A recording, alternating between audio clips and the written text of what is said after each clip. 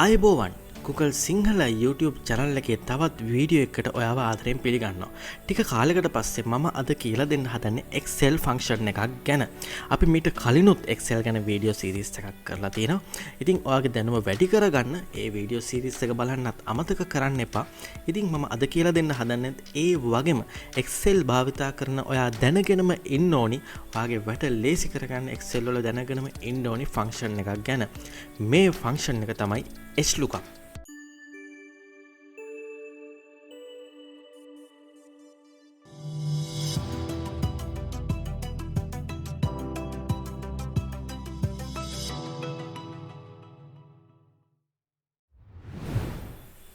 අපි මීට කලින් Lookup ගැන කතා කරා. Lookup වල කරන්නේ සිරස් අතර තියෙන, ඒ කියන්නේ vertical lookup සිරස් අතර තියෙන මොන හරි data එකක් හොයලා ඒක අපිට අවශ්‍ය තැනට අරගෙන දෙන එක. ඉතින් Hlookup වල කරන්නේ ඒට සමානම දෙයක්. හැබැයි මේක වැඩ කරන්නේ තිරස් අතර තියෙන data එකකට තමයි. කියන්නේ සිරස් අතර තියෙන data එකකට නෙමෙයි, තිරස් අතර තියෙන data එකකට. ඒ කියන්නේ සරලව මම පැහැදිලි කරන්නම්. මට ඕනි වාට පේනවා මෙතන තියෙන data set එක. මෙතන තියෙන අපිට මොන හරි දෙයක් sell කරපු data set එකට සමාන දෙයක් මෙතන තියෙන්නේ.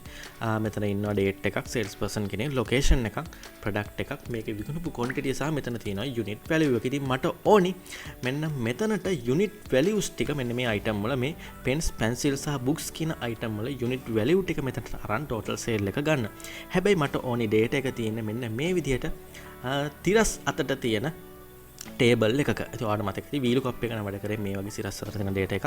හැබැයි මෙතනදී මෙන්න මේ තිරස් අතර තියෙන data එක තමයි මෙතන මේ values ටික තියෙන. ඉතින් මට ඕනි මේ values ටික මෙන්න මේ හරි product එක ඉස්සරහට මේ unit value එක ගන්න. ඉතින් මේකට මම භාවිතා කරන function එක තමයි Hlookup.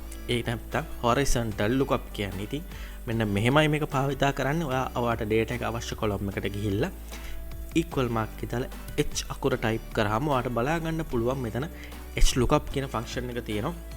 Lookup වල වගේම තමයි මෙතන ක්‍රම දෙකක් තියෙනවා භාවිත කරන්න. මම මේ ක්‍රම දෙකම කියලා දෙන්නම්. initially මම මේ ක්‍රමය කියලා දෙන්නම්. මෙහෙම h අකුර type කරාම Hlookup කියන function එක බලා ගන්න පුළුවන්. මම මේක double click කරනවා. එතකොට මගේ අහනවා මේ විදිහට function එක add වෙලා මගේ column එකට lookup value එක මොකක්ද කියලා. කියන්නේ මම මොකක් base කරගෙනද මේ value එක හොයන්නේ කියලා. ඉතින් මට මේ product කියන column එකෙන් තමයි මේක හොයා ගන්න ඕනේ. මම pens කියලා මෙතන select කරනවා. මොකද මෙන්න මේ row එකට අදාළ value එක මේක හින්දා. ඊට පස්සේ Lookup වල වගේම මම කමාවක් මෙතනට add කරනවා. ඊට පස්සේ මෙතන මගෙන් අහනවා මේක අපිට data එක ගන්න ඕනේ table array එක මොකක්ද කියලා. ඉතින් ඔයාලට පුළුවන් මේ ෆෝමියුලා එක හරියට භාවිත කරනවා නම් මේ විදිහට කමාව දාපුවම ඔයාලට පේනවා මේ lookup value එක කලින්ම bold වෙලා තිබ්බා. දැන් table array කියන එක bold වෙලා තියෙනවා. ඉතින් මම table එක මෙතන select කරනවා. මෙන්න මේ විදිහට select කරලා මම කමාව දානවා. මට ඕනි මොන row එකේ තියෙන value එකද කියලා තමයි මම දැන් දෙන්න ඕනේ. මට ඕනේ දෙවෙනි row එකේ තියෙන value එක. ඒ කියන්නේ මෙන්න මේ value එක. මේක තමයි දෙවෙනි row එක. ඉතින් මම ඒ හින්දා මෙතන 2 කියන එක දෙනවා.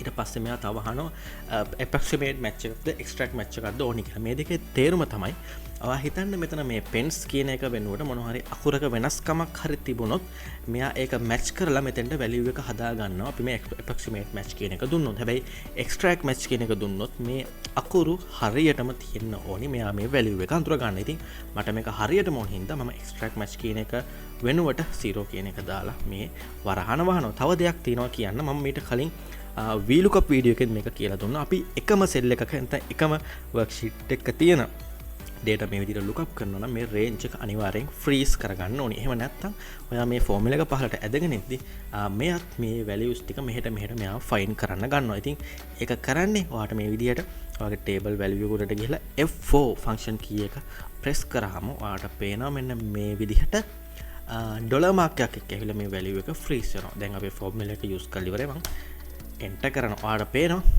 pens කියන value එකේ unit value එක 25යි කියලා මෙයා මෙතනින් find කරලා අරන් තියෙනවා. ඉතින් මෙන්න මෙතනින් double click කරලා අපිට පුළුවන් පහලට මේ values ටික අදගෙන යන්න. ඉතින් ලේසියෙන්ම මට දැන් මේකේ total sale එක හොයා ගැනීමේ හැකියාව තියෙනවා.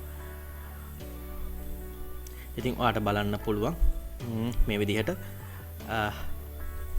මෙතන value එකේ මොකක් හරි වෙනසක් කරොත් සම්පූර්ණ ඒට අදාළ range එකක් මෙතනින් වෙනස් වෙනවා. ඉතින් ওই විදිහට තමයි horizontal lookup භාවිත කරන පළවෙනි ක්‍රමේ. මම දැන් දෙවෙනි ක්‍රමයටත් කියලා දෙන්න යන්න. මම දාපු ෆෝමියුලා එක මම මෙතනින් delete කරනවා. ඔයා මෙතනට ගිහිල්ලා ඔයාලට පුළුවන් මෙන්න මෙතන තියෙන මෙන්න මේ name box එකෙන් horizontal lookup කියන ෆන්ක්ෂන් එක හොයා ගන්න. ඒකට මෙතන equal sign එක දාවම දැම්මට පස්සේ ඔයාලට මෙතන name box එකෙන් ඔයාලට හොයන්න පුළුවන් මේ more function කියන option එකෙන් horizontal lookup කියන එක.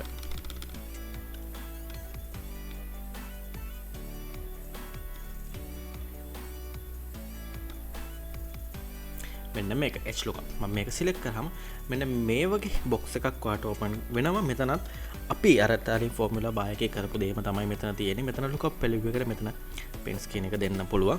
ඊට පස්සේ table array එකට මම ඉස්සෙල්ලා සිලෙක්ට් කරපු විදිහට මේ range එක දෙන්න පුළුවන්. ඔයාලට මෙතන මේ ලේසියෙන්ම මේ F4 key එක එකපාරක් press කරලා මේක freeze කර ගැනීමේ හැකියාව තියෙනවා. අපිට ඕනි row index එක 2 සහ මට ඕනි මෙතන extract value එක. මම මේක okay කරනවා. ඉතින් මට එහෙමත් horizontal lookup එක භාවිතා කිරීමේ හැකියාව තියෙනවා. ඉතින් ඔන්න ඔය විදිහට තමයි Microsoft Excel වල horizontal lookup කියන ෆන්ක්ෂන් එක භාවිතා කරන්න. ඉතින් මේ සම්බන්ධව මොන හරි ගැටලුවක් තියෙනවා නම් මේ වීඩියෝ එකට කමෙන්ට් එකක් විදිහට දාන්න. නැත්නම් මගේ Facebook එකට මැසේජ් එකක් දාලත් ඔයාලට මොන හරි ප්‍රශ්නයක් තියෙනවා නම් දැනගැනීමේ හැකියාව තියෙනවා. ඉතින් අපේ අනිත් වීඩියෝ සීරීස් එක බලන්නත් අපේ Excel ගැන කරපු වීඩියෝ සීරීස් එක බලලා ඔයාගේ දැනුම වැඩි කරගෙන ඔෆිස් එකේ වැඩකාරයෙක් වෙන්නත් අමතක කරන්න එපා. ඒ වගේම තමයි අපේ channel එක තාම subscribe කරලා නැත්නම් subscribe කරලා bell button එක click කරලා යන්නත් අමතක කරන්න එපා. ඉතින් මේ වගේම වීඩියෝ එකකින් ඉක්මනටම හමු වෙමු.